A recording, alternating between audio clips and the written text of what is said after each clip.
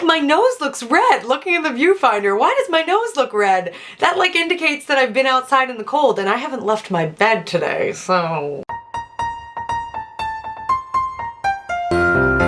Hello everyone, and welcome back to another Sit Down Sunday, the day of the week where we take a break from talking about all the nerdy and geeky stuff that we love, and we have a more real conversation. And also, welcome back to Vlogmas. So many things going on. Today I wanted to talk about a topic with you guys that came up a lot in my life last month, which is, why is being alone considered to be a sad thing? Now, I consider myself to be a very independent person. Just last month, I went to California all by myself for a convention where I'd be seeing tons of people, but I went there all by myself, did the trip the whole way. And when I told people that I was doing that, it seemed to shock them. They said things to me like, man, I could never do that, or you're so brave, and that struck me as very weird. But obviously I just brushed it off and was like, okay, whatever. But the topic just kept on coming up again because I was by myself, and I started to realize that people are very uncomfortable with the idea of being alone. The biggest instance of when this came up was when I got to California. I had a full free day before the convention I was going there was starting, so I had an entire day where I could do whatever I wanted, and because I'm me, I thought to myself, I'm gonna go to Disneyland. So I had it all planned out. My great friend Steve D'Onofrio was gonna go with me. We were gonna spend the day there. However, on the day of, Steve found out that he had a meeting he had to go to at work that he couldn't miss. And obviously I was bummed, but I had gotten to see Steve the night before, and I was like, okay, we gotta find a way to get to Disney. So right after he had texted me, I went downstairs to the concierge at the hotel I was staying at, and I pretty much asked him if there was a cheap and easy way to get from the hotel to Disney.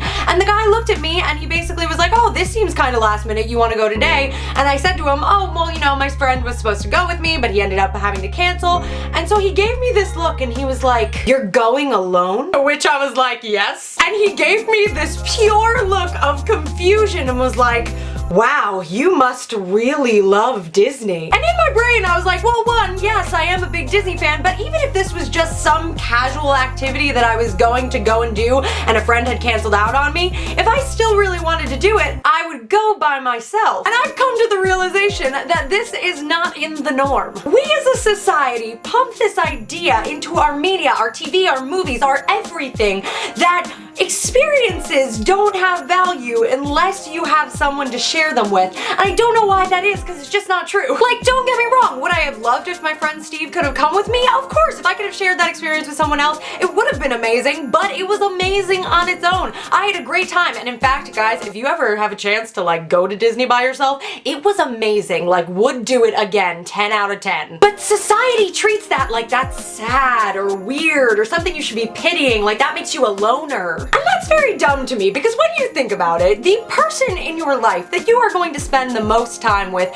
is yourself. So why wouldn't you treat yourself in that way and go have experiences on your own? And I think thinking that way, like following through the thought process of that person is alone, they must be sad, just really reinforces our society's obsession with romantic relationships and that you will only be happy when you find that true soulmate. It puts all the power in these romantic relationships, which at the end of the day, romantic relationships are amazing, but the most important thing is your own happiness, not depending on another person to make you happy. Put value in yourself. You can have the most wonderful, meaningful, full experiences on your own. And I feel like the instant response that I'm gonna get to this is like, oh, you're just saying that because you're single and you want to make it less sad, blah, blah, blah, or some bullshit like that. To which I say, I'm actually not. Surprise, I've been in a fully functioning, happy relationship for some time now. And in that relationship, I still feel comfortable enough to go out and do things on my own and experience things because I am my own damn woman, which I think is one of the things that he loves about me. You'd have to ask him though. But I can tell you that those experiences make amazing memories and honestly made amazing stories to tell when I came back. I just feel like it's really important to talk about because it came up over and over again in my trip, and I can see how that would make people afraid to go out and do those things on their own for fear of either the way it'll make them feel, like it'll make them feel sad, or that people will treat them that way and then it'll end up making them feel that way. And I just want to encourage you guys to go and do things on your own because it's a great time and it's so fun and it'll make you